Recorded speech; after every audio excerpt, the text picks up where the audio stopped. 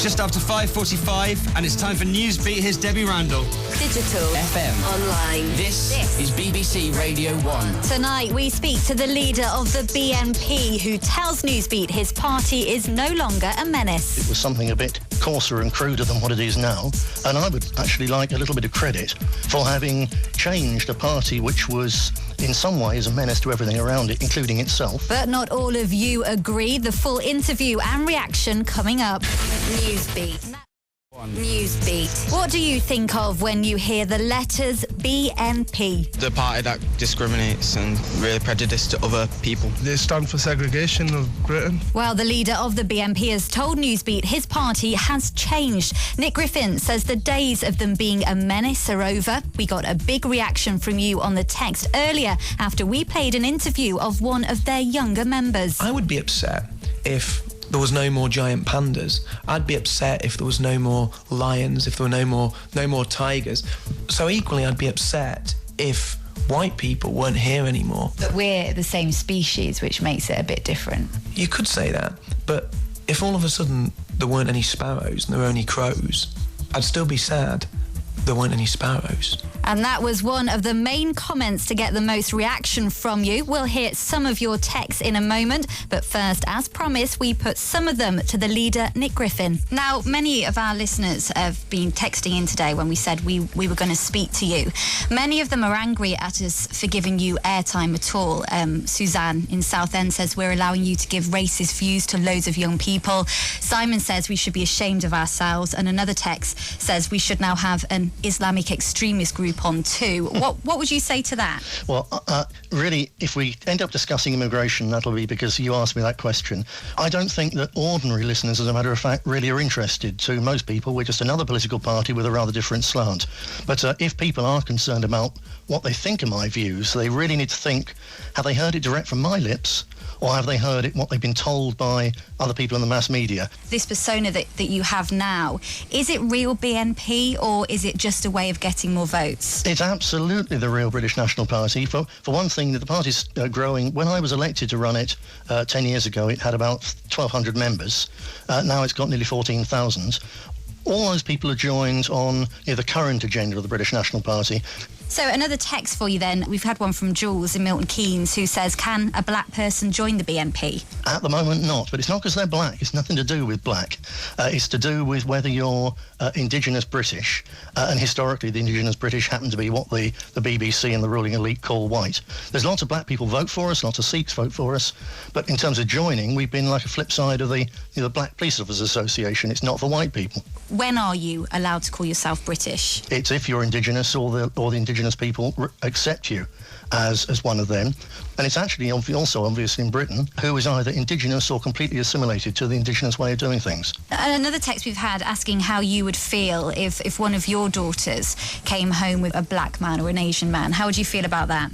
I wouldn't be particularly keen on that, just as I would expect their parents probably not to be particularly keen on it. Do you understand why people do call you racist bigots if you look back at the history of the BNP and where it's come from? In the old days, it was something a bit coarser and cruder than what it is now, and I would actually like a little bit of credit for having changed a party which was in some ways a menace to everything around it, including itself, into something which is electable, sensible, mainstream, and gives people who are concerned about the way the country's going a legitimate democratic outlet for their concerns. Is it actually how you think and how you believe rather than just how you portray the party?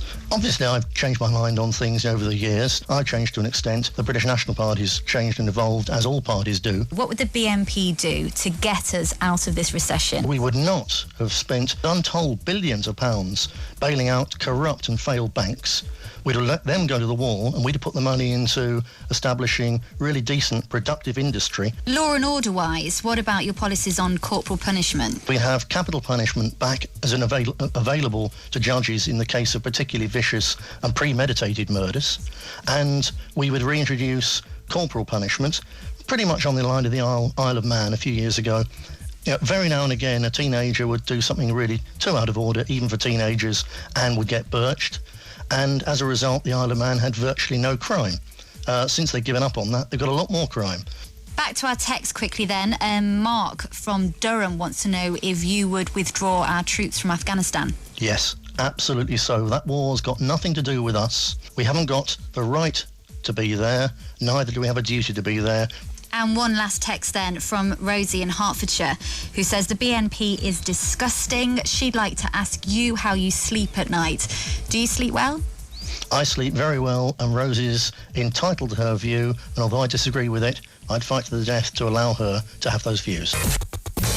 And we've got our politics reporter Dave Howard live on the line now from Labour's conference in Brighton. Dave, you heard that. What did you make of it? Well, a strong argument that the BNP's got more to offer than that tough immigration line we know them for. A focus on things like the recession then and law and order. He said the BNP's got more of those ideas now, so it's electable and mainstream, not, to use his own words, a menace to everything around it. No denying that controversial rule, though, that non-whites can't join the party. Just an attempt, if you like, to talk it up, make it sound a bit less like racism. And Dave, the BNP's making headlines at the Labour conference too. Yes, the school secretary's been speaking here. He's ordered a study into whether BNP members or any organisation judged guilty of promoting racism should be banned from working as teachers. He says people linked to racist organisations, and he includes the BNP in that, could be barred from schools. And plenty of very strong reactions on the text, both pro and anti. Alexandra from Dunoon says Britain is a total mixture of nationalities, recent and not so recent. She says the BNP have disgusting racist brains. Yeah, Jay from Keighley says he'll be voting BNP because his town's overrun by young Asian men drug dealing and organising prostitution. He says local white people are getting racially abused. This one says her great-grandmother was from Mexico and moved here when she married her English husband. Does this mean she's not ethnically British? How ridiculous.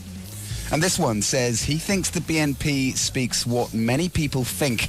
There are too many immigrants, he says. BBC Radio 1 Newsbeat.